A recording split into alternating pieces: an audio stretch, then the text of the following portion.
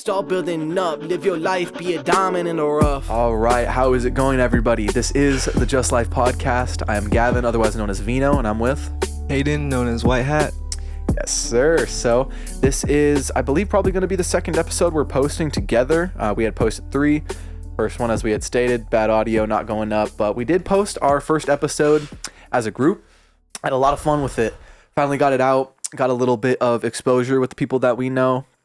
It was a fun time. It's really cool getting this whole thing started and just having the whole setup, honestly, being able to just post up, have a conversation, kick it with each other. And just dialed in. Seeing it come together is like the best part, I feel like. Right. Getting the lighting, the audio, the fucking setup right here is perfect. I love it. Dude, exactly. That's what I'm saying. I think we definitely have, at least on my end, I want to make sure the video is better. On the last one, the video was a little bit dookie. It was too dark in here, so then the ISO was turned up on the camera, so it looks all fuzzy. But with this one, got the lighting a little better. Hopefully it's looking a little clearer, a little more perfecto. Perfecto. And then eventually we'll be able to make a lot of shorts as well out of it, which is exciting.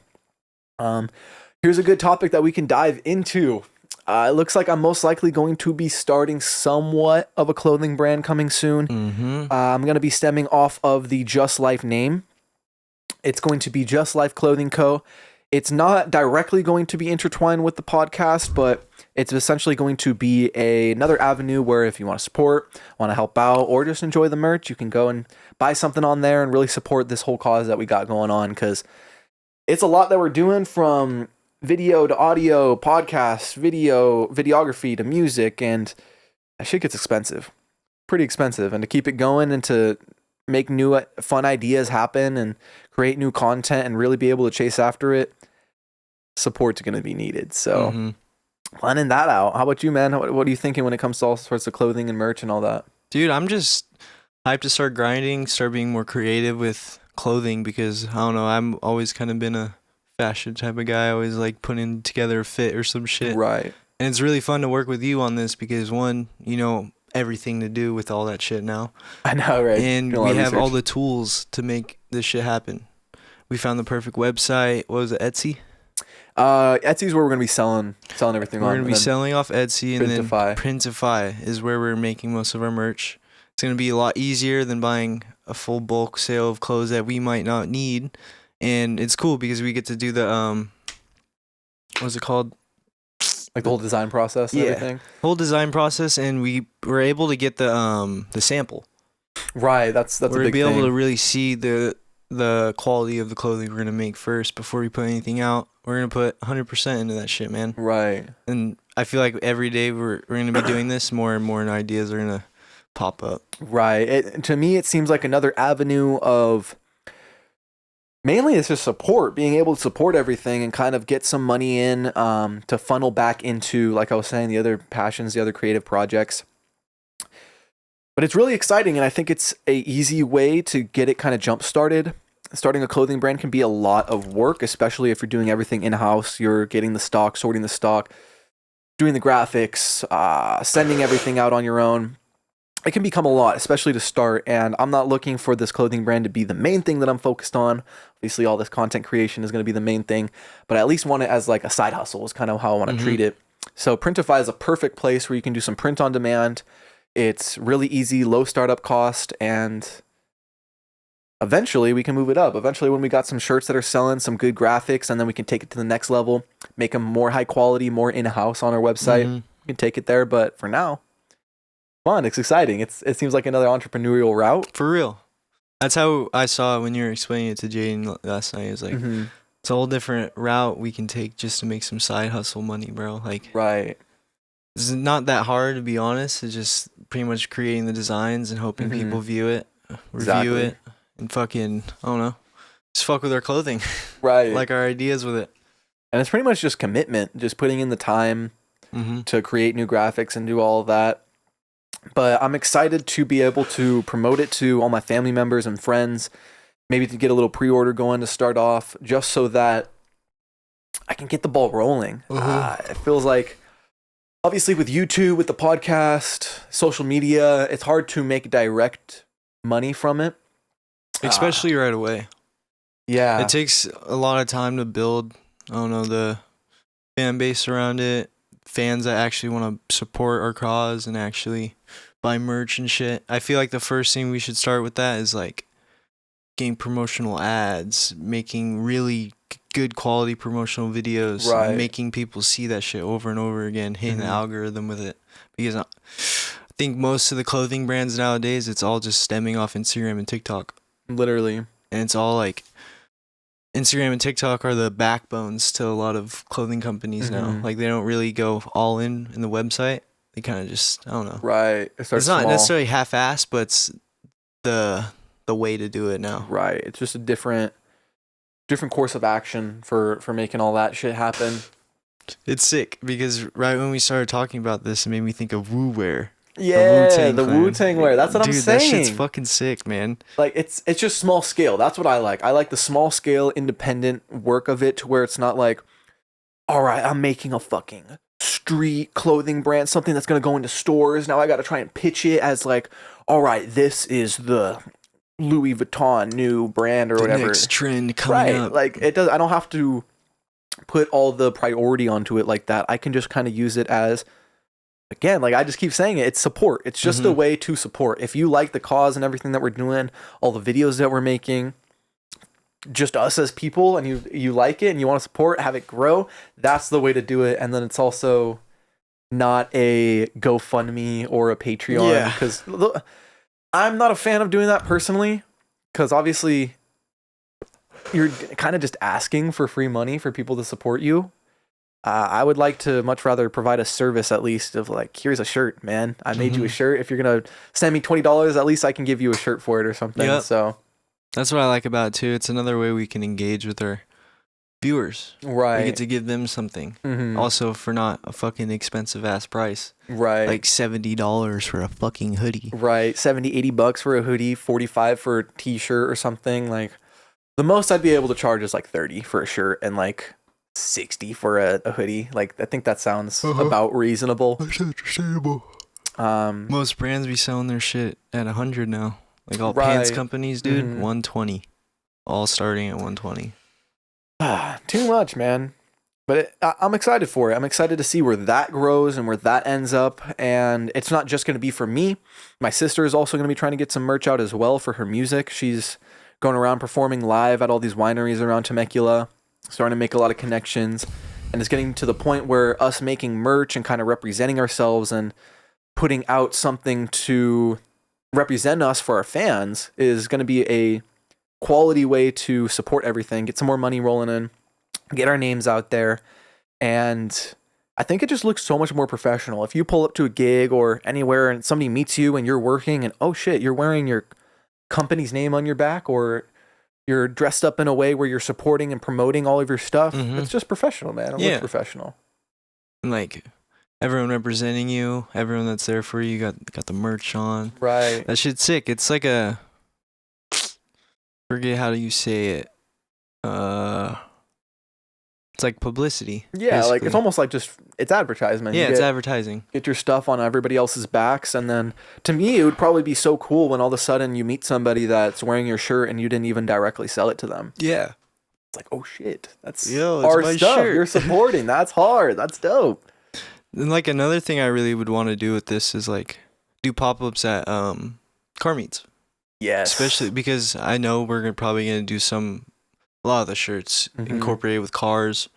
And that would just be sick as fuck. Like imagine we pull up to a car meet with Ryan's NSX on it. Right. And then his NSX is literally one of the only cars on a fucking podium. That's what I'm saying. We're like, dude, that shit would be interlinked right there. Right. Perfect hustle right there too. Exactly. And it's a cool way to meet everyone there because I feel like when you go to a car meet without having a business there or having, I don't know, something really pulling you there, you're not really urged to meet anyone or network with anyone. Right. You're just there to do what you do and then leave. Yeah, cruise around and leave.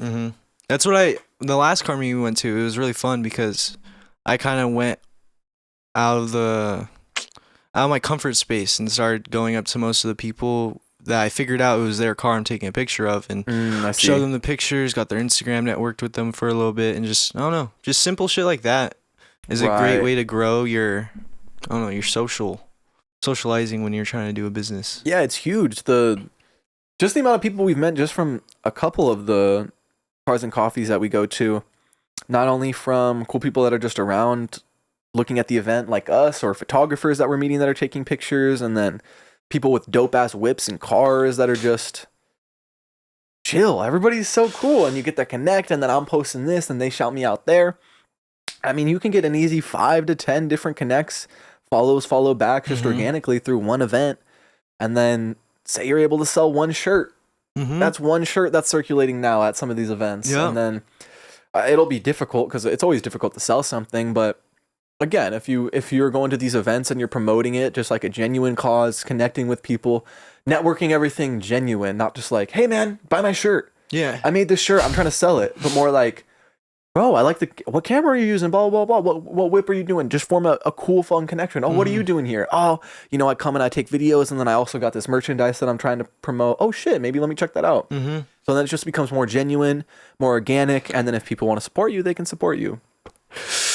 Oh man, I can't wait to get Pete's bike. Pete's bike, bro, the 450. We're gonna do some demon shit with that bike. I just can't wait to see the footage we get with that bike. I know. It's like the one thing I'm thinking about right now. I know. I want to do some fun stuff with it. I want to refurbish that bike a little bit, but I really just want to make a fun video of like just doing dumb shit. Like just taking it out and just being like, okay, 2 idiots that have never rode a 450 before, take it out to a private property and just see what happens. Just film everything like a fucking vlog, have fun with it, and then eventually flip it. Like I really want to flip that bike. I want to flip that bike. I can sell it for an easy 35. 30, maybe 35. That would be glorious, but 3 for sure, I think. And then see where that goes. Whether it's a project car, whether it's another bike, whether it's A trick. yeah, right. You never know. Like we'll figure it out. It's just cool because thinking about that, no matter what we do with that bike, it's gonna elevate you. That's what I'm saying. It's gonna put you up a little bit more, Right. edge you to the top. Because I don't know, it's a good idea for a video. I think that video will do. I don't know, it'll pull some shit. Right. It'll get some viewers in our space. Because I don't know. I've been seeing a lot of just random bullshit on YouTube blowing the fuck up, man. Like, Right. Yeah. the most random shit. Literally. I'm just like, what the fuck is going on here, man? And I'm like, this is random, but every time I go on my phone now, I'm just getting annoyed by like all the random bullshit going down. Just the dumbass videos on social media. Just like what you said, the world be burning down on the news, but once you turn off the news, it's world's fine. Literally everything's fine. That's another habit I want to get off of, is get the fuck off my phone all the time. I'm on it all the time, and it's a bad habit. And I know, yeah. And it fucking my posture up just sitting like this all day. Literally just stuck with your neck down. That shit gets terrible. Oh god. The limits on my phone are huge. Being able to put a time limit on Instagram, TikTok, whatever, because it's so easy to just go, and then an hour or two has passed, and that's another thing. fucked. It's just a waste of time just sitting on your phone for fucking hours, listening to TikTok and shit. When was the last time sitting on your phone for hours was productive? Never. Unless you're fucking drop shipping or Right, or you're a straight up scammer and doing shit on your phone researching 24/7. or like for me, like listening to podcasts is pretty productive, but when I'm actively on my phone, it's almost never anything productive unless I'm ordering something on Amazon that I need, or like looking on a fucking OfferUp or just on Facebook Marketplace looking at cars that I'll never be able to buy, don't have money for, and then I get I upset think that's when the they most sell. relatable thing in the car community. Dude, yes. I wonder how many hours we've put into just looking at a fucking screen full of cars. Dude, and knowing you won't be able to buy one. Yeah, for at least the Just looking next at it. 3 years, you He was can't like, buy anything on there. One day. One day we'll have it. One day. Like me this morning, I'm fucking looking at S13s and shit. I know, right? And we're just like, it's gonna be there one day. It's gonna be in front of my house. One day. Fuck, dude. One day. That's the dream we need, or the dream we have. I feel like Mm-hmm. just be able to have those cool cars and be able to pull up That's to a what I'm car saying, meet man. and be like, "Yo." And that's the other thing, like with social media, everybody has a cool car. Well, again, it's it's just the fake aspect of reality portrayed on there. So like if the world's burning down on the news and you turn it off, it's the same exact thing with social media, but in the opposite way. Everybody is rich. Everybody's famous. Everybody has that cool car and everything you want to do. Everybody already is making the content that you want to do. Mm. But if you just Turn it off. Turn and it off. Really just think on what you want to do. mm-hmm, I feel like that's how great ideas come apart. right. Because fucking, I don't know, just a lot of, I don't know, like even Night Ride, man. I started kind of getting bored of their shit. Not even bored, just like, like I stopped wanting to wish that I'll be there. Mm-hmm. Because every time I watch it, I'm like, this is all I want in life. Right. Like manifesting it, but mm-hmm. doesn't get you nowhere if you're just sitting there watching it. Right, that's the thing. We gotta start doing some shit, man. Right. Actually going after the car rather than just wishing that we had it. I'm wishing you were just in the video, but fuck, man. Right, We let's gotta just be go making make our own fucking videos. videos. That's what I'm saying. Like, there's room to watch shit and room to indulge, but not when that's all you're doing. Mhm. And then you're wishing you were doing something else, and instead of doing it, you watch a video that makes you wish. You did it. Exactly. So. It's the same thing with the fucking sim rig. It's like, Oh yeah. it's like the fucking edge to like, I'm gonna be able to drift. Right. But then once you pause the game or crash, you're like, I'm sitting in a fucking room right now, not doing Right. shit. Just fucking flying Just around. sitting here. It's fun. I love the sim rig. It's so much fun. It's like one of the only games that I can play where it actually feels like enjoyable or like I'm doing something somewhat productive, because you're like still kind of practicing your hand-eye coordination within a car and sliding in and all that and physics, which is cool. But then yeah, after a while it just gets to the point of like, what am I doing here? I'm just sitting here wishing so much that I was in a car drifting and sliding it, and then you turn it off and you're just like, oh my god, I was sitting here for 3 hours 3 hours. staring at a fucking My screen. eyes hurt because it's dark in this room. I know. And it's fun, but again, yeah, it's the same exact thing. It's like almost all video games, all social media, it's doing something mindless that's really easy to do in order to avoid doing the difficult things that your brain is trying to avoid. Mm-hmm. Like this the dilemma of our generation nowadays. Mm-hmm. You know what I mean? You have all this shit that you can do, but you'd rather just sit there and watch TikTok videos and giggle. And That's why I'm just like, dude, this generation's done, man. yeah, it's interesting. I don't know where it's gonna go. We're in an interesting generation. I feel like most of us are gonna try to be SoundCloud rappers and TikTokers, and then the rest are just working 9 to 5s. Yeah, that's the interesting thing, bro. When you ask kids nowadays, there was some statistic, I forget out of where, but they were asking a bunch of like kindergartners and young like first grade kids, like, what do you want to be when you grow up? And Be a TikTok good star. majority, like above 80%, were saying like, I want to be famous. I want to be a TikTok star. I want to be a social media. I want to be an influencer. Be an influencer. So think about that. That's what everybody wants to do.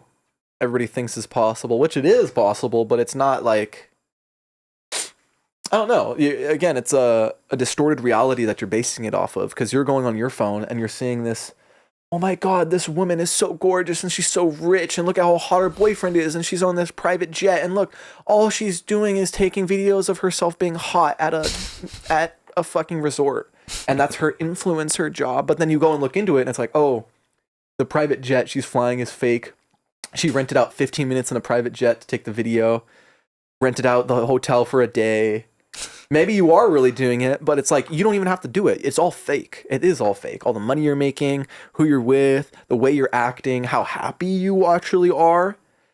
Like, That's what I hate about like, this generation of come on. YouTubers. Like, I don't know. They're all fake as fuck.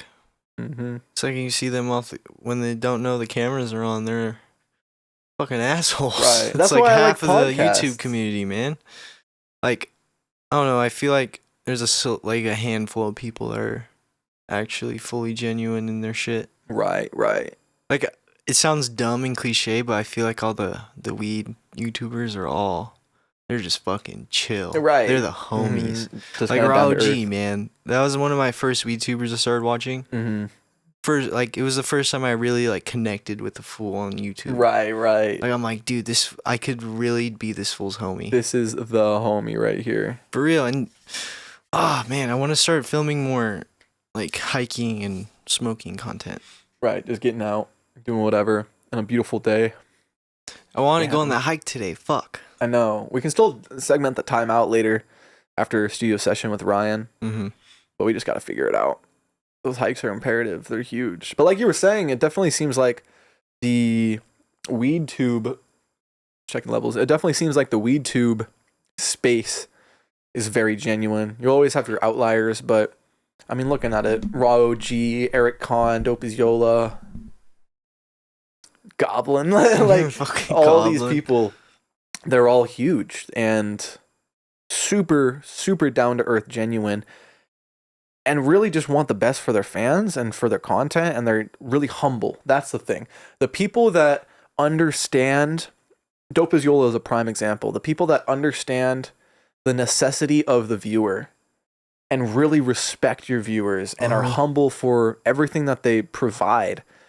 That is huge, and that shines, man. When somebody is like goes the absolute extra mile to provide the best experience for the viewer because they know they're the ones paying their bills, that's huge. When I went to the meet and greet with Dope is Yola, bro, first time meeting him in person, so fucking cool. We get to a meet and greet, free meet and greet. He gives you a gift bag that has a shirt, stickers, and like all sorts of other stuff in it. They're giving out free weed shit in the back if you were above 21 or whatever. And he waited in line for every single person. Doesn't matter who it was. He did not skip a single person and would spend as much time as you wanted to spend there talking to him. That's fucking Talking sick, about dude. whatever. So fucking cool. And he spent however much money to bring in a taco truck who provided 3 tacos per person. Bruh. That is Bomb-ass fucking food. lit. For free. Didn't have to pay anything. Gave it all for free just because he wanted to show his Fans love. yeah, show some love and bring it to the people. And he did that on a tour going across America. Did a bunch of different. That was sick. That was peak genuine nature right there, right? And that's how I kind of want to base it off of. That's such a big inspiration and a big thank you, honestly, to just having somebody out here that's doing it like that. That's fucking cool. That's dope. You don't see that really ever with almost any aspect of creativity or jobs or You see most fans. meet and greets become riots. right? Become a fucking shit show. Right. And then it's always like, oh, I'm selling these shirts. You know what I mean? Or I'm selling this, I'm selling that. Oh, well, you can make money off of this and that. It's never like just, I'm here for the fans. I'm here for you guys, not the other way around. I feel like most YouTubers that do meet and greets, at least nowadays, it's all for publicity. Yeah. And just showing the camera, oh, I do this. Mm-hmm. Instead of, oh, I want to do this. I want to engage with my Right. homies and fans. Instead of, oh, this is a way of us marketing me and making more money off merch. I don't know. It's just like it's a scam. It's interesting. I see most shit in this world as scam now. Everything.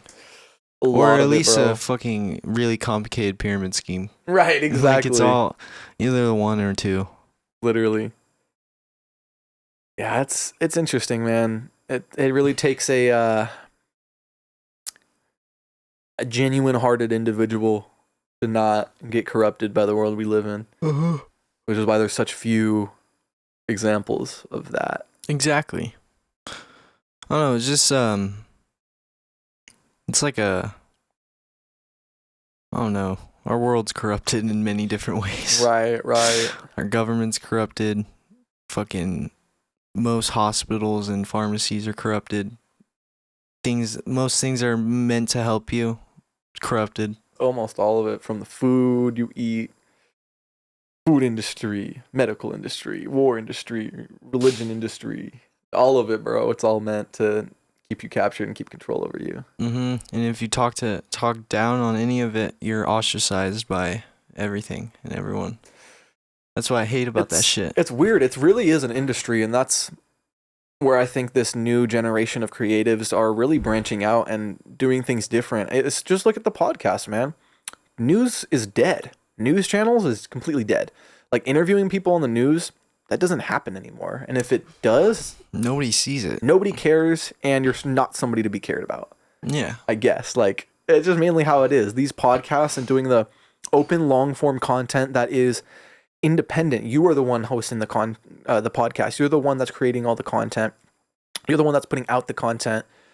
It's all in-house now. You can really just all do it from a laptop. You can create an entire podcast, have your entire brand, have your YouTube channel, have a voice, have a platform, and you don't need any funding. So I think there's this big clash of a unstoppable force hitting an immovable object, where you have this industry that's built up to kind of take advantage of everybody, and oh, you need a deal for this, and you need to sign with this label or this and that, and this marketing company and this blah, blah, blah, blah. And then now you have this huge open force of new creatives coming out in the world of AI, in the world of technology, and in the world of free speech and free creation. It's fucking crazy. And that's why I think there's so much we can do, man. There is so much that is possible. It's all here. We have it all. It's all in-house. We've watched countless people do it before us. Mm-hmm. We've been saying this for however many years. It's all right here, and it feels like it's finally fucking happening. Finally locking in. That's what I'm saying. Oh. Dude, I am so fucking tired from sauna this morning. Dude. I know. That top shelf, or the second layer of seats at the top, gets so much hotter. Dude, I was dying. I felt my fucking legs shaking by the 2-minute mark. I was like, dude, get me the fuck out of here. It got pretty bad. I had to go down a step. Yeah. Dude, I was so over it at that point. I was like, dude, this is fucked. Dude, we can't look at the timer anymore. Yeah, I know. The timer makes it worse. That's what I'm saying. Every time we bring up the time we have left, it feels like 10 more fucking minutes added when it's realistically 2 minutes. Right. Oh my God. Mm-hmm. I look at it every time now. I'm like, fuck. I know, the timer gets fucked. I look back, I'm eyeballing the timer. I know. I'm hoping it'll just go down quicker. I know, fuck that timer. We just gotta ignore it, get rid of it. God, I love that sauna though, man. Every single time you come out of there, it's like being rebirthed, reborn. I felt like death after today. Being in there was bad, but fuck. That shit was great. Mm-hmm. Trying to keep going. I hit my goal. Hit 2 miles in 17 minutes. Nice. Good shit. Shit's fucked. But video that's coming up, we're going to go on a backpacking trip for 3 days. Yes. We are going to be training for it for 35 days. About, yeah, days. A little bit over a month. Mm-hmm. We're going to be going around the end of April, beginning of May, I guess. Yeah. We are mainly going to be doing a backpacking trip in Yosemite. We wanted to do Half Dome, but I think there's specific permits and hiking permits you need for Half Dome, and there's only a certain amount given out a day, so that's going to be a future journey. I forget the exact name of the trail. It's like a 12-mile Pacific Crest? No, it's on the Pacific Crest, but it's 12 miles, I think, round, and it's going to be over about 2 or 3 days. Not bad. It's a pretty easy hike. There's only a 4 or 5. It's a matter of just elevation getting that distance each day. Mm-hmm. We could realistically do 8 miles a day, and just we could be done by the second day. To be honest, that's what I'm saying. It's not easy, but it's possible. It's doable. Starting from 7 a.m. Start dipping out, cleaning up your area. Right. Start hiking up midway, 3 miles, 4 miles in. Take a break, eat lunch. Keep going. Take another break. Right. Keep going. It's not that bad. All we have to do is go by the daylight. Exactly. And just keep going until it hits dark. Keep pushing it. And it would be my first backpacking trip. I've never... It'll be mine too. Yeah. And Jaden's. Haven't gone out and stayed over the night for a hike out. It seems like it'd be fun. I feel like it would really connect with us. It's fun. I just, I love camping, but I don't like the fact that, if we go somewhere, we're going to have to come back to the same spot. Right, the same camp spot. Home base. I want to be able to, explore and, I don't know, set up new tents or tent spots every night. That shit sounds lit, man. And, just really embracing off-grid. Right. Because I feel like when you're camping, too, you're always near something. Oh, you have service. You got a bathroom. You got fucking all your shit you need. Right, exactly. I want to be able to be all right, We're gonna have to shit in the woods and use leaves for Figure it 3 out. days. Bring a fucking trowel. One toilet paper roll a person. Right. Bring one little fucking what do you call it? A little shovel, little trowel. Dig up holes for your shit. Dig up holes for your shit. Dude, I would find the dankest shit spots. Okay. Imagine shitting in Yosemite. Next to a cliff. Shitting in the valley. Shitting in the valley looking at the just scenery. Oh, the ultimate shit. Instead of shitting in a nasty fucking porta potty that is used by over 1 million people a year. Right. And then you gotta worry about bears while you're taking a shit. Fucking bears. Something snatches you. Mid shit. That's it. That's why we got the motherfucking bear spray and Right. bear horn. Taking a shit with it. Ready, in hand, squatting, bear spray ready. Not. Oh, dude, it's gonna be a fun fucking trip, though. I know. I love getting out and camping and putting myself in a position where it kind of stems off of what you were saying with not having a home base, being comfortable, being uncomfortable. I like the idea of knowing, okay, I can camp out anywhere, anytime. And I know how to do it properly. I'm warm. I've come prepared. I'm not stressed out or anything. And it's just kind of freedom. Like, you have 2 or 3 days. Like, just live. That's all you got to do. As long as you come out of the end surviving and you didn't freeze that night because you didn't bring enough shit, then you figured it out. Mm-hmm. And you learn a few life lessons on just how to survive when the time comes. We need to do some research and see if we can fish there. I think there's specific spots where you can fish, I'm pretty sure. But there's probably heavy rules and regulations. Yeah. Heavy rules and regulations. That would be fun, though. Catch a nice fish. I wonder what fish is even there. I'm thinking rainbow trout. I think, yeah. They've got quite a few. I know even just around the valley from like Mammoth and around, there's a decent selection, so. Yeah, when I camped in Mono, that was the only fish around. Really, the rainbow trout? Fuck ton of rainbow trout. Mm. And everyone says, yeah, all of this comes from all the mountain ranges near you, so. That makes sense. I'm guessing it's rainbow trout. Yeah, that makes sense. I'm waiting for the fucking cold plunges, man. It's gonna be fun. Of a lake cold plunge, I miss that so much. Dude, doing, like, even hopping in that fucking little stream the other day when we hiked, that shit was fun as fuck. I love it. It felt so plunges. refreshing. Max went swimming. I know, he had a good time. I love that dog. Stony Maximus. Stony Maximus. Instagram coming soon. Oh, God. Coming soon. Oh, man. Yeah, that cold plunge, though, man. Fuck, that's the only thing that I've been missing as of recently. We've been hitting the sauna, getting that going. Cold showers kind of do it. Nowhere near a full cold plunge. I really want to just commit and spend a little bit of money and get myself a little tin and put in the backyard, fill it with water and ice. Do the cold plunge in the morning before we go to the gym. Dude, even like them fucking kiddie pools, bro. Kiddie pools get cold. Your fridge makes ice, man. That's what I'm saying. You just set up you just got to buy a big ass tray. Dude, think about it. All we would really have to do is fill it up. Like, I would empty the water every time. Fill it up every night. At night. Right. Fill the ice up at night. By the time we wake up, it's going to be fucking frozen. That's what I'm saying. It's going to be gnarly, but I feel like we could do it. Be worth it, man. I mean, motherfuckers in a lot of, like, football spots. They're not football spots, but, like, high schools that have football teams and shit. I noticed how they do it. They literally do it in a fucking brand new trash can. Oh, yeah. And just hop in it. That's smart. Because right after practice, that would be fucking amazing. Dude, I know. After getting your ass whooped, just completely destroyed. And get to hop in a trash can full of ice just and water. Frozen. That shit's amazing. I want to try that. What was it called? Where they put nitrogen in your body? Cryotherapy. I want to try it once. I've never even heard of it until I saw it there. Right. Don't they have it at the gym? They have one near my gym, yeah. We need to go. Try it out. Probably expensive, but try it once at least. Shit. Do it when I'm recovering from something. I need to get a fucking massage, man. Yes.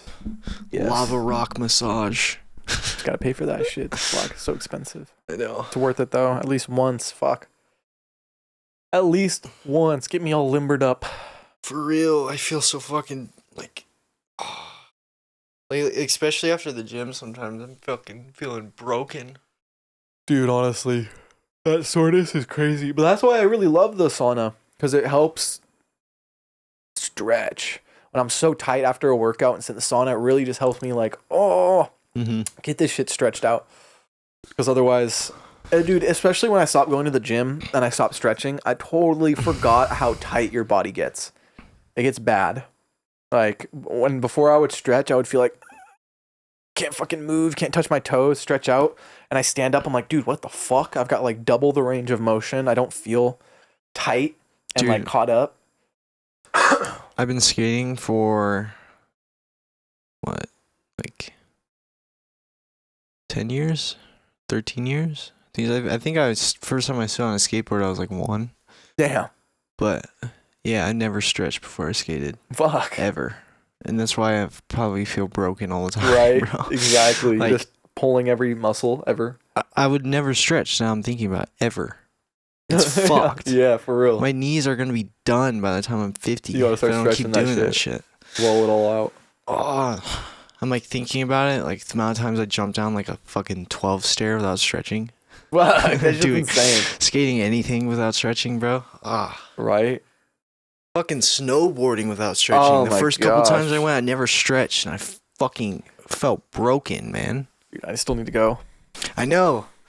That's a day trip we need. Say we just fucking shoot out there and just have fun for a day. Come back. Exactly. That's how I do it every time, low key. Dip out around 6:30. Get there 8:30, right before it opens. Gives you 30 minutes. Get ready and shit. Mm-hmm. Be the first people on the mountain. Right, exactly. It's the way we do it every time. It's That's fucking. the best way to it's do really it. chill, dude. I feel like whenever you get roof racks, boom. The roof racks We are can go going to be straight there. clutch, man. I can store so much shit in that Civic with the roof racks. Tie the boards up top. It's good. So much shit. I just wish, still, like, that's the only thing that stops me from snowboarding is how expensive it is, man. I just need to make the jump and get some used gear, and then on the next snow season, just get a pass. Just say, fuck it, invest in it, and go constantly. That was what was so hard for me to start going. It was I always had to borrow people's shit. Yeah. But then I got nailed, so I didn't really care. Yes, sir. I got some fire ass boots, fucking cheap as fuck for my homie. Got lucky with that shit, dude. My original board that I already had, and it was my dad's board. Oh shit. It was the third time we were going up.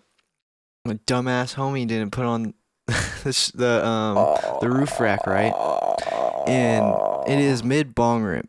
It is 6:30 in the fucking morning. We're on the highway, and all we hear is ka-tunk. And we stop the car, and he's like, "Why check if the boards are on the roof, dude." I don't see shit. The whole contraption on the roof gone, and I'm watching my fucking snowboard get smashed into pieces. Like, my homie went ape shit. He straight up ran in the middle of a fucking 4-lane highway, bro, and snatched 2 boards. He saved 2 of them. And think about it, we don't have roof racks anymore. Right. So where the fuck We're we're 5 heads. Oh my god. In a fucking 5-seat car with a snowboard in the middle of the fucking car. Literally. Oh my god, like, that's terrible. The snowboard's right here. Like fucking dude. In the middle of the eye level. I'm sitting here like under the fucking snowboard like this because I got it's on your head. Yeah, bro. Like I was so fucking mad. Oh, bro. In the drive home, bro, I felt like being suffocated. I was just getting suffocated the whole ride home. I hate car rides like that where you're cramped and there's literally nothing you can do about it but wait until for You're 2 hours there, until and you then get you out. have to drive back. That Like shit's tragic. Fuck that, dude. After snowboarding all day, I hate cramped car rides. That shit's terrible. dude. That was the worst. That was the worst. Fucking worst. So, moral of the story: I need to get some roof racks and I need to put them on correctly. Yeah. Don't put them on janky. Dude, it was just fucked. Just everything in the street, Oh bro. I would have gone home. I wanted to go I would be home. like, dude, this is I cursed. wanted to go home Like, so fucking bad, but my homie was like, I'll pay for your rentals. fuck. I know. At that point, you're like that far into it. You're like, fuck. Spent $160 that day Right. on rentals. Fuck. I mean, I wasn't complaining, but still. My fucking Lost the board. board. My Like, board's damn broken. it.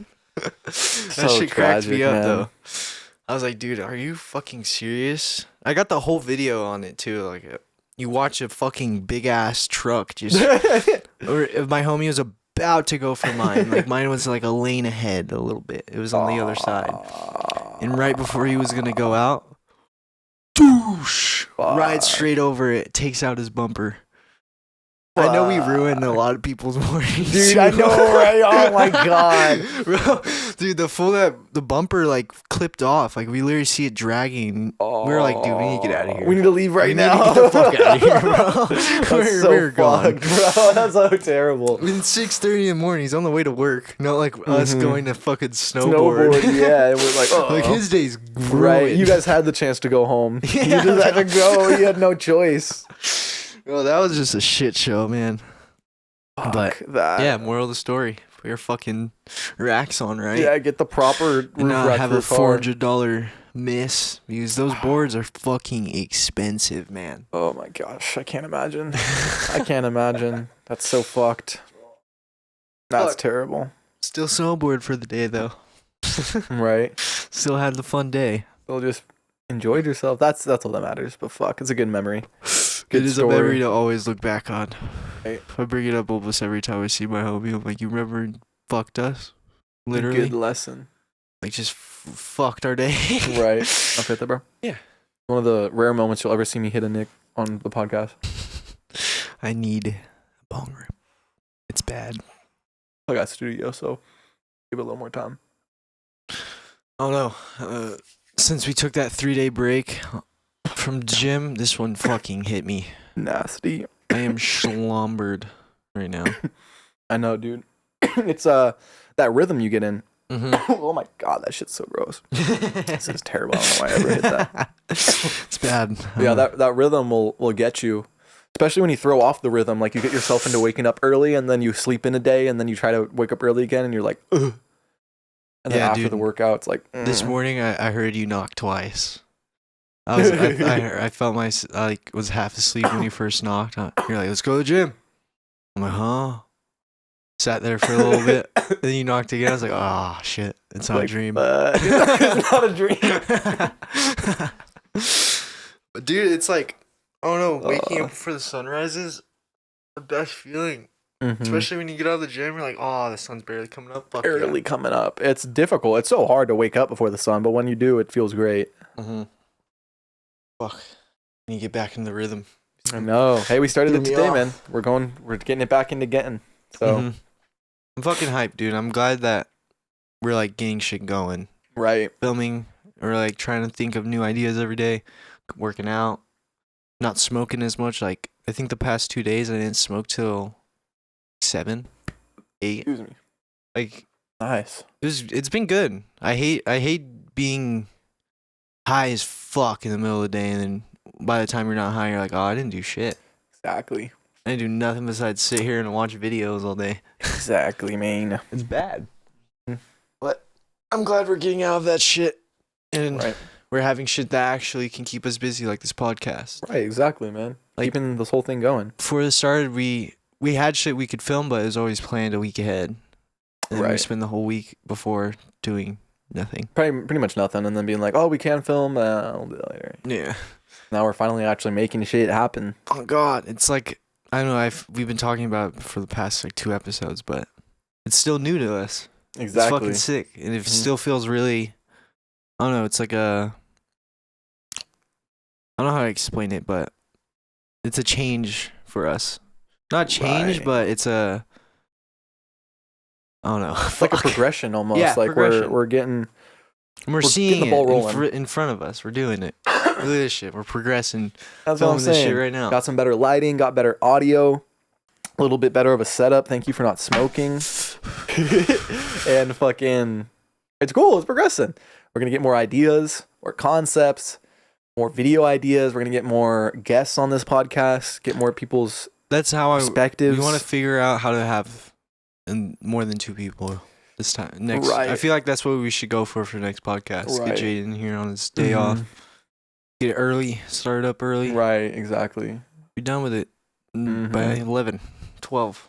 Right, and that's the only like bottleneck of this room is there's not room. A lot of It room. is tiny. This thing is like a 8x10 room with an entire studio set up right here. Behind the camera is a piano. Over here to the left is like an old retro game setup.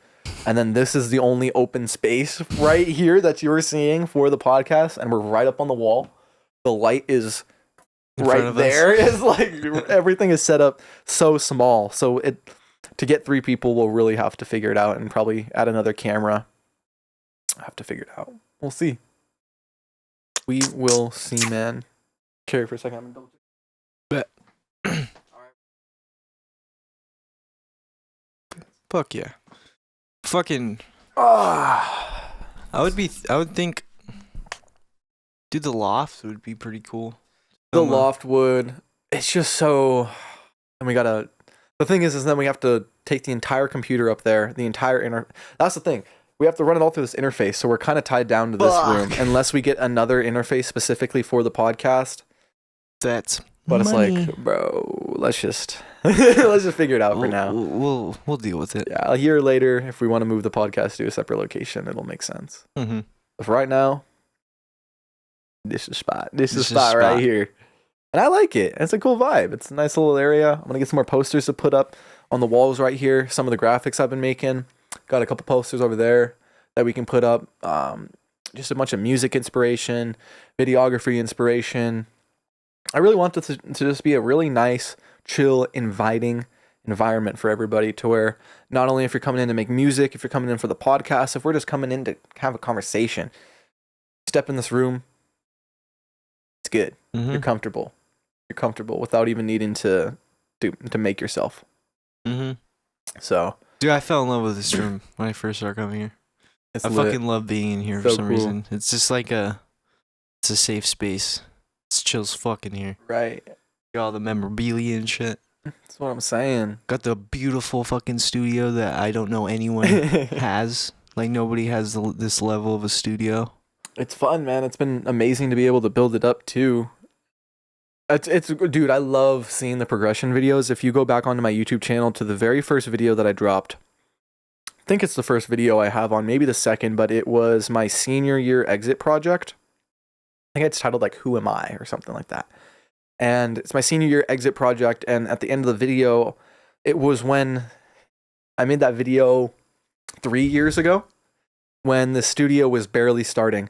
So my whole studio setup is on this side against the window. It used to be back in this little cubby on this side where the whole gaming section is. And where the piano is at is where the gaming section used to be.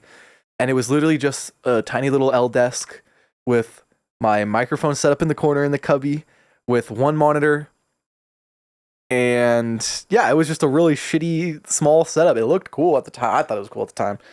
And if you look in that video, it has come so far. We didn't have a piano in here. We didn't have a full actual setup in here. We didn't have all the games set up and organized and a big shelf for all the games to keep everything there. And we didn't have curtains up. We didn't have, I think we may have had the sound panels, but just in general, this studio has come such a goddamn long way. And we've already made quite a bit of stuff out of here, man. It's beautiful. It's really beautiful looking at this place and seeing what it's become. Because, my parents helped me out with a little bit of gear, but most of this shit came out of my pocket. Most of it. My parents, they helped me get, I think, my speakers, my original microphone. And then, I don't know, I think, the piano, and then most of the gaming stuff is my dad, but getting this desk, building this computer, getting that microphone, buying that interface, upgrading all my shit, getting new MIDI controllers, this monitor, all the lights.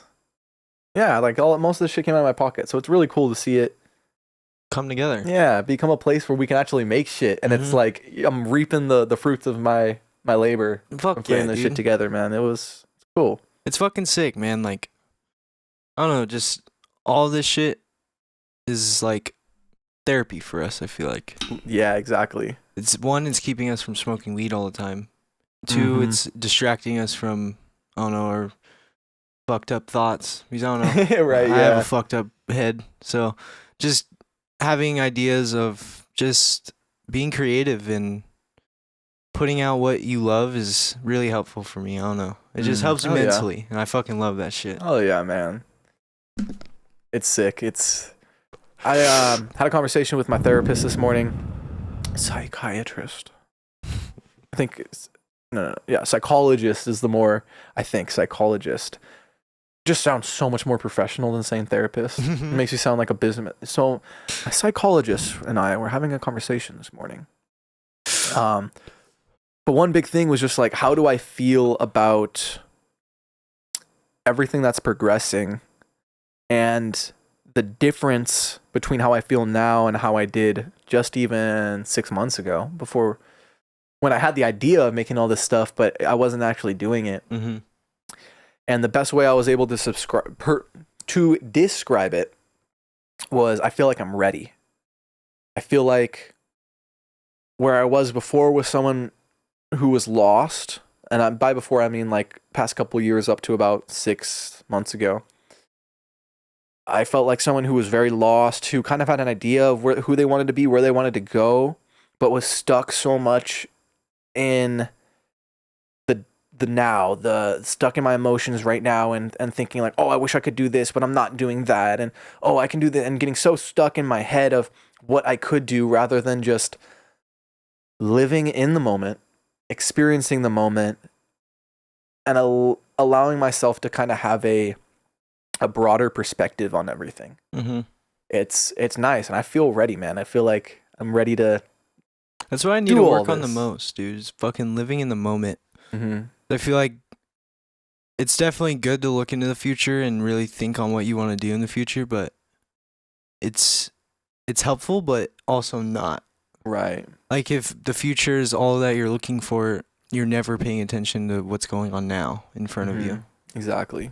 And I feel like that's what we both kind of had in common with that shit. Like with Night Ride, fucking Right. all the car shit, fucking sim rig, like all that we're thinking about is the future. Like, oh, we're gonna have cars, we're gonna have to do this, we're gonna have everything, but we're not fucking doing shit. Right. We're We're just not sitting making there, it happen. We're just sitting there manifesting it, but not putting in the work to make it happen. Right. Exactly. And now we're finally fucking grinding into this shit, bro. Mm-hmm. Like, you thinking about making a clothing brand, like that's fucking sick, man. While doing podcasts, videography, you're doing producing for Ryan, like you are going in it, bro. And I fucking love seeing that shit, bro. It's sick as fuck, bro. Man. And like, even me, like I want to be able to not necessarily like thrive off you, but just fucking work together and make shit happen. Right, exactly, man. That shit's the goal. Just make shit happen, bro. It's a team that we're building. It's collaborations and partners, man. Yeah, that's what I'm saying. Like, we can make this shit happen. It's so, bouncing off of one thing you said with manifestation. Manifestation, I think, is a really interesting term, but I feel like it requires a lot more than people take at face value with the definition of the word. A lot of people think if I manifest and if I put in the thinking every day, and I hope and I pray and I consistently hope and pray, it'll happen. But no, there's two aspects to manifestation. There is the ethereal putting out the reality of it happening into the world, of putting this picture in your mind and then like changing the physical boundaries of reality of like, this is going to happen. Hand in hand, it coincides with you actively making it happening. Like, you know what I'm saying? There's you can look at however many people that are successful and they're like, oh, I manifested it and that's how it happened. Okay, did you just manifest it, or did you manifest it and then also put in blood, sweat, and fucking tears to accomplish that manifestation? Mm-hmm. Right? They go hand in hand. You almost can't have one without the other. Mm-hmm. And they just go together. So that manifestation, like you were saying, at that point, I don't think we were manifesting it. We were just imagining it. Mm-hmm.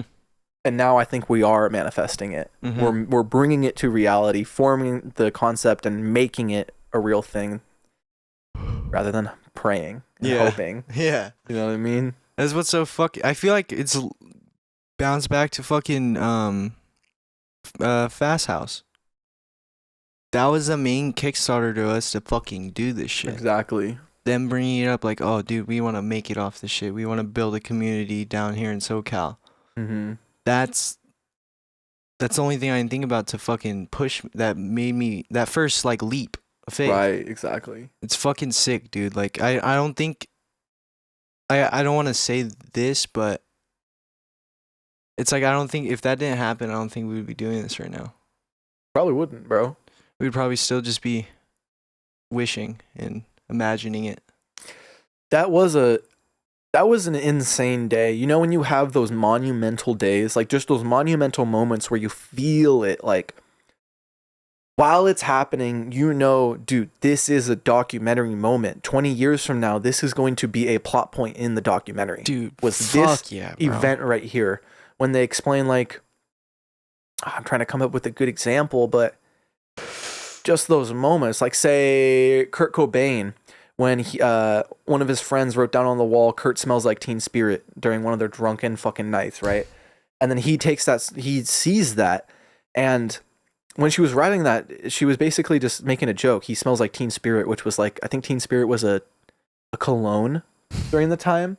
And he saw it and was like, no, this is something different. Smells like Teen Spirit. This is like, this means something. And made it the title to the most popular Nirvana song ever made. And when you look back on it, you're like, that was a documentary moment. That's the moment where you see it and it's like, oh shit, this is where this came from. This is where this thing, this icon was birthed in this song or this idea. And that's kind of how it felt with the Fast House. When we're doing all that, we're walking around looking at these cars coming back, making the videos on it. I was like, dude, it almost feels like there's already people looking back on it from the future while we're doing it, which is a weird feeling. It's weird feeling like you got millions of people watching you from the future. Dude, that would be cool. Dude, it's pretty fucked, but I don't remember the last time I had a monumental moment like that. Really? I mean, when I was just thinking about it, the last time I really put blood, sweat, and tears into making something fucking happen is when I fell in love with the idea of getting sponsored by my local skate shop. Dude, it probably took me like 4 years to even get their attention on my profile. The second I got their attention, I was just grinding every fucking day, going to the skate park every day, posting new clips every day. That was straight up the last time I really fucking put 100% into something. It's crazy to think about. Like, fuck. Been like, what, 3-4 years since I got sponsored? Right. Fuck. I need to get back into this shit, man. Like, I don't know. Ever since COVID, I feel like I've been wandering. Wandering in like a black void. Not really knowing what the fuck I'm doing with my life, you know? And then like Fast House was like, oh, this is my life. This is what we're doing. Like this is my calling, low key. Like it's fucking sick, bro. I haven't felt this like, I don't know, like motivated to fucking make some shit happen since that time. It's fucking great, man. And like just building these relationships we build with everyone doing this shit is like the best part of it. Right. Meeting those genuine connections, like fucking, like Fast House, bro. Like all those fools, I still think about them every day. Just fucking like, dude, these fools are probably the main reason why I'm doing this shit now. It's fucking lit. Like, thank you, Fast House. Oh God, fucking bro. lit, Thank you guys. That is the other thing is people sometimes don't even know the influence that they have on you. Exactly. Or the other way around. We don't even know how much influence we had on other people around us. Like, dude, that's how I always felt with skating. Like, I never thought I was inspirational or like, I don't know. I met a lot of fucking kids that were just downright fucking dumb and were doing dumbass shit, trying to get in like gangbanging and fucking all the respect type shit. And then once they met me, they're like, dude, I just want to become a fucking pro skater. Like, I just want to skate. That's fucking dope, man. And that's like the best feeling I've gone in a minute. Like, just seeing people stem off me, like my energy, right, and putting it 100%. Like, I'm gonna fucking skate, bro. Like, I'm gonna get this shit down. Right, I'm gonna get better and learn and get sponsored and all that shit. I don't know. Like, it's crazy to think about because I remember I went to the skate park opening and I guess it was mainly opening because my skate shop just put a second location in Escondido. Okay. And it was all tying in with, oh, this new skate park's coming in. And right when I pulled up, like everyone was telling me, like, dude, all these skaters that are coming, like they all look up to you, like they all like see you as like the god. And I'm like, what, bro? Like, nah, no way. That's sick as When fuck. I pulled up, bro, like it was the first time this ever happened. Like sign my shit, sign my skateboard, sign my helmet. This fool had me sign his fucking $300 pair of Dunks. I'm That's like, oh, sick as fuck, bro. I was like, bro, this is fucking. That's another monumental moment, bro. Right, like, exactly. fucking A, that's lit. Like, I want that shit to happen. Like, not for feeling cool and feeling fame. It's just like, it's really cool to see that what you're doing is really inspiring someone. Right. Especially when you're doing what you love. Exactly. It's fucking sick, man. Like, best feeling right there, bro. Mhm. And it's what's cool because I got that shit all on film. Hell yeah. It's going in the fucking documentary, man. That's the thing too, is you're just doing your thing. It's not even like you went there with the idea, oh, I want to go inspire these kids. Mhm. You're just being a just skater, skating, doing dog. your thing. And it's Yeah. like, wait, what? These kids look up to me? That's crazy. Mm-hmm. Fuck yeah, man. That's sick as hell. Thank you, bro. That's sick as Fuck fuck, yeah, bro. man. Good shit. We need to fucking make this shit happen, bro. I want to be able to inspire as many people as we can, dog. Like, Exactly. get those fools that think they can't do anything with their lives out and going, bro. Mhm. Because I know too many kids like that. Like, a lot of my good homies, they're just fucking down in the Dude. dumps, fucking lazy as shit. Like, how many friends do you have? And this is to everybody listening. How many homies do you have that you know could be the next LeBron James in whatever it is they wanted, whether that's fucking drawing, comedy, art, music, skating, building a business, being the best fucking janitor. It doesn't matter. Just being the best something that has to do with, maybe janitor was a bad example, but just something that has to do with a creative outlet. Mhm. And how many of those people do you know? And it's just what it is. Mhm. There probably would have been an opportunity there and it just never really was taken. But like, bro, homie should not be making McDonald's burgers right now. This man should be doing whatever, whether, anything, even down to like the homie playing fucking video games so good that he's top however many in League of Legends. It's like, wait, okay. There's something there, man. You can stream, you can make that a passion. Like, you're good at this thing. If only there was somebody to tell you, brother, you can do it. I will show you an example of doing it. Go and do it and you can make it happen. Mm-hmm. Like, where do you think everybody around you could be? Dude, I know so many. That's like, it's sad because a lot of my dad's friends were like that. And that's like the saying, or not saying, but like, not even a quote. It's just something he fucking said to me all the time as a kid. He's like, dude, don't be another waste of talent. Don't be another dropout, or not dropout, but like, just don't be another fucking bum in Oceanside. Mm-hmm. Because Oceanside's a really good example. Like, there's so many talented fucking people there.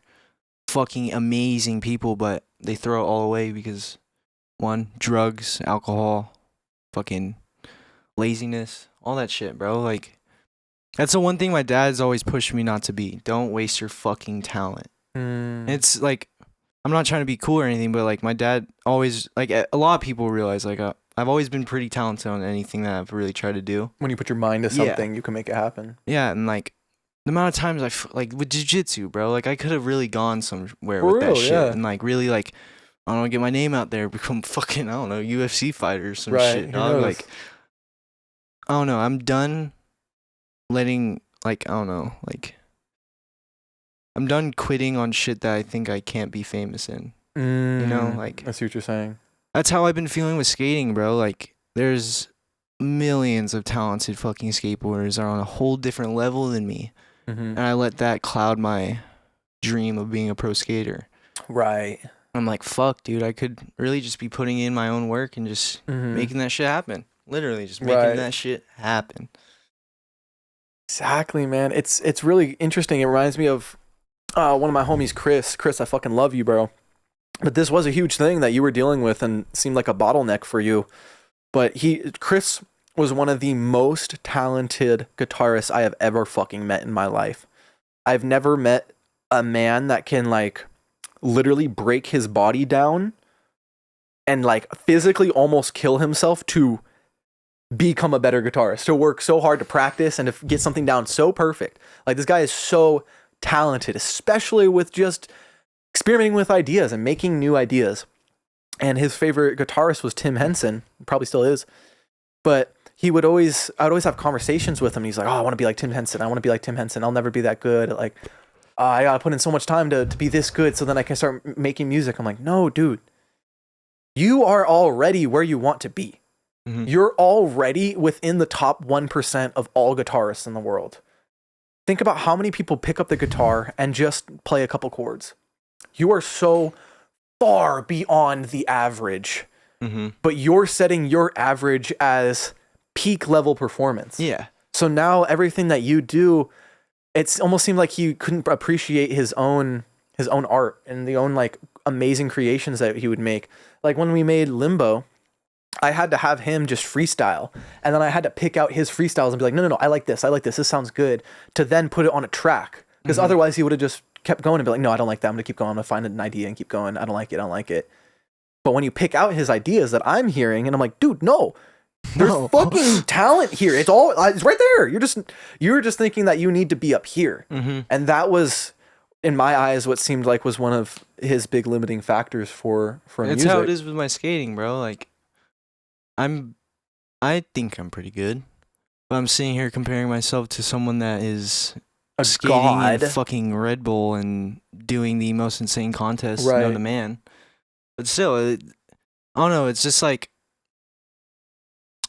I don't know. Right. It's hard to explain. It's just like when you see someone else in the spotlight, you're like, fuck. Well, it's like trying to be a nice person or be like the perfect human being, but then you're comparing yourself to Jesus Christ. Yeah. And you're like, I'm not nice enough. I'm not compassionate enough. I'm not whatever. And you're like, dude, you're literally comparing yourself to the perfect embodiment of life and love. And you're like, oh, I'm not enough. And it's like, dude, like what? Yeah, it's a little perspective change here. That's all you need. It's all you need. And then you can thrive and blow up and go wherever you want to go with it. It's crazy. Like, it's insane to me how much of creativity is a mental challenge, is a mental game. Like Rick Rubin talks about this all the time. He says, if you're going to make music or make art, do it as a hobby. Mentally, you want to think about it as a hobby rather than a job. Because if it's a hobby to you, then you'll go about creating the art carefree. Dude, that's what happens to a lot of artists nowadays. Like, they'll blow up off that one song that they're genuinely making and not thinking of it, oh, I need this song to blow up. But by the time they hit that, like, fucking label and shit, right? And like it's made it known that like, oh dude, this is my job, this is what I'm living off of. That's where they crash and burn. Because they're like, oh my god, this is a fucking job now, I'm not enjoying anything that I'm doing. Right. I'm like, fuck this. And then they just kind of quit. Right. Like, there's a lot of fucking like one-hit wonders that like they could have gone somewhere fucking insane with their shit, become a god or an icon of music, but they're like, oh dude, I don't think I can do this anymore because it's a fucking job to me. Right. I'm being forced to do it, or I'm paying the label for not making my album. Right. Exactly. Or some shit. Like, exactly with Wu-Tang. Like they dealt with that shit millions of times, but they didn't fucking quit. They kept doing it, and they did it on their fucking own. Right. And it's the best part of it. And the big thing that I've noticed is, and there's another thing Rick Rubin says, when we make art, it's very easy to make art for the listener, for the audience member. And when you do that, you're now clouding your judgment and your creative prowess, because now you're making art based on what somebody else would want rather than trusting what you want. And the whole paradox is that in making art for yourself, making the art specifically for your own creative experience and expression, you will in turn make art that is better for the listener. It's a weird paradox where you have to not think about the listener in order to make a better experience for the listener. Same thing with music or musicians. That's another thing they have a problem with. They think about too much of, oh, this is the sound other people want. They don't really think of it in their own eye or ear. Dude, movies, art, exactly, bro. Music, like, shows, all of it, man. Social media. It's all of it. I think everything's built to cloud your judgment on your own creations. Right. And it sucks because it's always like, it's always kind of like a ranking battle. What do I rank in this Exactly. world? What do I rank in whatever I'm doing? Right. Well, that's like And you see someone in a higher rank, you're like, fuck, dude. that's why social media is so it feels demonic, impossible to be bro. famous. Like, straight up, it feels impossible to blow up. Right. And then, remember when I posted that video? I was like, dude, this shit's gonna blow the fuck up. Mm-hmm. This is gonna blow the fuck up. Had no idea of it. Woke up the next night with 10,000 likes or some shit. I'm Right. like, what the fuck? This was all just like, oh, whatever. It's probably gonna blow up. Right. Exactly. I don't know. But this is what I think. I think it's gonna blow up. Right. And Exactly. it fucking blows up. Like, that is like the best feeling in the world. Right. To know something that you put on with your own mind, with your own creation, and people like it. People like, I don't know, engaging into it. Right. Like, even with that video we posted the other day together, fucking, what favorite skate park you like? Oh yeah. Like, if I didn't do that, I probably wouldn't have gone as much engagement in my post at all. Right. Exactly. Your idea fucking helped. I love that shit. Oh yeah. We're being, I don't know, I feel like we're moving up in ranks. Right. Now. Exactly. It's fucking sick. It's fun, man.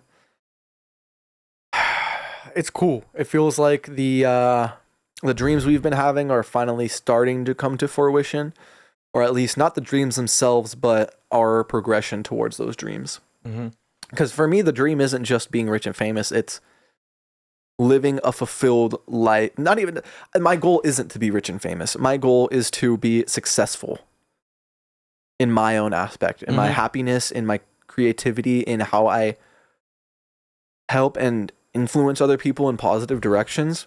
That's the end goal. But my dream isn't just the goal. My dream is the 40, 50, hopefully 60 plus year progression throughout my life of doing that. Not like the end goal. It's the journey itself. Mm-hmm. It's the journey, man. The journey. It's not the destination. It's the journey. Dude, that's like how I've been trying to look at it this whole time. I don't want to ever be, honestly, I don't even want to be fucking famous because fuck. Being famous looks like it sucks, And, man. yeah, it looks fucking Sounds horrible. You can't do terrible. shit or say anything without getting canceled.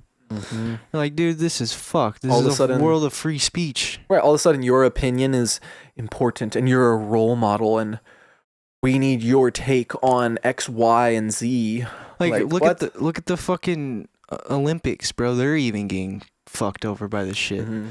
If they don't show that they are, I'm not even gonna talk about this. Yeah, I know, it becomes a whole political thing. Yeah, like it's just like it's like everything is an aspect of exactly clouding your fucking judgment on shit. Like, it doesn't even have to be on your creativeness. It's even your own fucking opinion. Mm-hmm.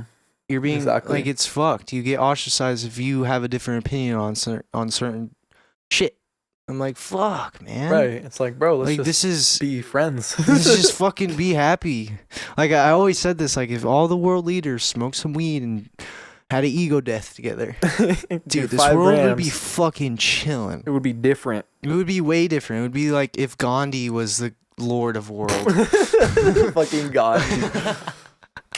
But it's like, fuck, dude. Everything is... It's another thing. Everything around us is toxic as fuck. It's the environment that we're living in. Yeah. All of it. It's And we're in the heart of it in California. yes. It's fucking ass Yes. cheeks. Like, I swear, everyone around us thinks California is the golden spot of the world, but holy shit, it is horrible. I do not enjoy it here. It's nice. I'm alive and I'm kind of safe. There's sunshine. There's roads. There's infrastructure. There's grocery stores. There's grocery store. There's infrastructure. I'm thankful for that. The high prices and the outrageous living like, oh, dude, I'm not good with that. That shit's annoying. It's Land of the free. You can't even own a fucking pistol out here with dude. I know. That's what I'm saying. a fucking And terrorist charge. we're still or just some living with our shit. parents. We're not even living on our own independent yet, and it's already fucking Hell. annoying and terrible and not a fulfilling lifestyle. Every time out I here. think about it down here, I think about that conversation you had with that older homie when you shuttled him. saying, Oh, yeah. when he really just said, he's like, dude, I have no idea how any of this new generation is going to live out here Mm-hmm. or even figure out a way to be out here. It's Right. impossible. It's just too expensive. And it's constant construction and constant tax money going to fucking bullshit that we have no idea that's going to. And we're paying what? Like, oh my God, taxes is fucked. Dude, all of it. It's the fact that, interesting, like, man. I get taxes are, like, I get why they're a thing, but Jesus, there should be a point where it's, you don't need money from the fucking people for me, anymore. it's just checks and balances, man. Like, I don't mind paying taxes if you show me where the fuck my taxes are going and you complete your audits and you show me, okay, and then we can vote on where the taxes go. And I guess, yeah, that whole thing happens, but it's like, oh, the Pentagon failed their audit for 6 years in a row, or this, that, and that. And so it's like, where are my tax dollars going? Can you show me a chart? Can you show me a graph? Can you show me a diagram where it shows, oh, so the money that you brought in here, that went there, and then it eventually ended up in this program. And drugs and war. Right. That's my right. The idea of entire chart would just be a big arrow pointed at Ukraine. Yeah, That's literally all it would be. It's literally all just going to drugs and war. Right. It goes to And Ukraine, then goes to pharmaceutical building companies. up politicians. Yep. All it Politician is. pockets. That's what I hate about the government, especially down here, is because all of it is all just for media. Like, you don't honestly, we have no idea what the fuck's going on, especially, like, let alone our government, but our state. Right. Like, yeah. imagine what our fucking state is doing in the head of our cities and shit. Mm. Like, this is probably, like, nowhere real, but I've heard this a couple times that a lot in the Oceanside government, like, in, like, the Oceanside governor and shit, all really fucking, like, corrupted. Mm. Like, a lot of, like, I've heard a lot about like Chinese government and shit, and, like, just a bunch of random, like mafia shit, bro. It's gnarly. Yeah. Like, like, hearing that, like, I have a feeling that it's probably not true, but just the idea Right. of that happening, and it's possible to happen. And it is possible. I mean, we've seen it happen multiple times.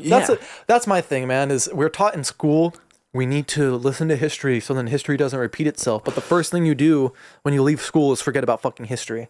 And then all we do is repeat fucking history. Right. Like, our whole government system is repeating all of itself it. over and over and over and over again. Like, if you go throughout history, American history, you can find so much corruption and political corruption and monetary corruption. It all comes into money and power, but just go back 80 years and see how much shit that you can find and then come back to the today and be like, oh yeah, I'm confident that what they're telling me is true. I'm confident that what's going on in our world isn't somehow influenced by something, but I don't know, man.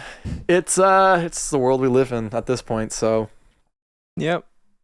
All we can do is just survive until we get out of Survive California. and thrive, man. Survive and thrive.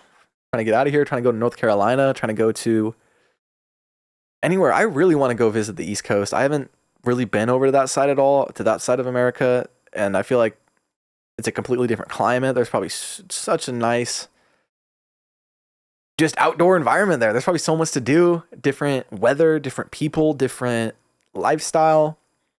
I want to go do a nice little road trip to that side of the country and just really experience it, because anytime that I leave Cali, it's such a polarizing perspective. Just anywhere you go out of Cali, you go up north to Oregon, you're like, oh my God, this shit is gorgeous and lush and mountainous. I mean, we got mountains here, but it's different. And then you go east and you got just straight desert, Death Valley. You got Arizona and everything. And then you go even further and then you get to the lush Appalachian Mountains. Like, there's so much, they're so different. But anytime I come back to Cali, I'm like, oh my God, it's so dry and barren and filled with streets and roads, and there's no open space ever, anywhere at all, unless you go to like Bakersfield and then you're just huffing.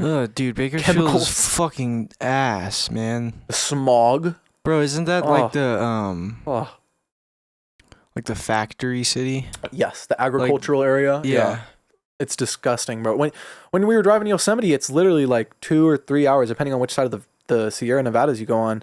Go on Bakersfield side, it's about 2 or 3 hours of just farmland, plantation, fucking big ass factory, milk factory, this factory, and just smog into the sky and chemicals and everything. Like, And it's just terrible. It's not It's fun. like, I feel like every time I go down there, it's fucking sad down there, dude. Yeah, you drive by and it's like, bro, everything is gray and like man-made, and there's no one here. It's like so dead. There's nobody in Bakersfield, but barely just all fucking anyone farmland. there. That's insane. It's fucking crazy. That's why if I ever go up to Yosemite, I only want to go on the eastern side of the Sierra Nevadas, because then you go through Mono, you go through Mammoth, that whole area. So much prettier. So much prettier. I can't wait to go to Mono. Gotta go back. Hit them hot springs, man. But I'm pretty Hot sketched springs. out by hot springs. Fuck after hot what you springs, fucking bro. told They're me. terrifying. They It really could- are terrifying. It could burp and kill you. It's just, It's fucked. it's terrifying. Hot springs are so scary when you really think about it. But That's actually fucking terrifying. Just You're like a- just kicking it in Right. a man-made, or not man-made, fucking a natural A ventilation natural- port from the core, a natural Oh my hot tub, God. and you're thinking it's so cool and dandy, right? and then it farts and it kills you. Yeah, farts and just instantly burns you alive. You're cooked instantly within a second. Like, what? It's fucked. It's fucking terrifying. It's so dude. wild. When you think about it, it's so dumb. You're like, okay, we have this nuclear, I don't even know if it's nuclear, but this like, yeah, like a nuclear type fucking fusion core, whatever we have going on in the center of our planet. Maybe that's just a sun thing, but you got this core, this super fucking hot core, and then it has this ventilation port that goes however many thousands of miles up into a bathtub, and you're gonna sit in that and be like, yeah, this shit's warm. Like, This shit's oh, there's warm. bubbles, man. It's cool. Oh man, like, I don't think I'm ever fucking hopping A. on a fucking hot spring I again. know, I got a sauna for a reason, man. It's all good. It's all good. We're good. I don't need to take that risk. Oh. But yes, sir, man. This has been a good one. Been a fun ass podcast. Really enjoy bringing it back in here. Had a lot of fun conversations and ideas that we bounced around. Thank you to everybody that's been sitting here listening. If you made it this far, again, much love. You are a beautiful soul and a beautiful human being if you made it this far. Thank you. Really appreciate it. This is something that we have fun doing, so it's really cool if by some chance somebody enjoys listening to our stuff. And thank you. Appreciate every single one of you. This has been the Just Life Podcast. Adios. Laters.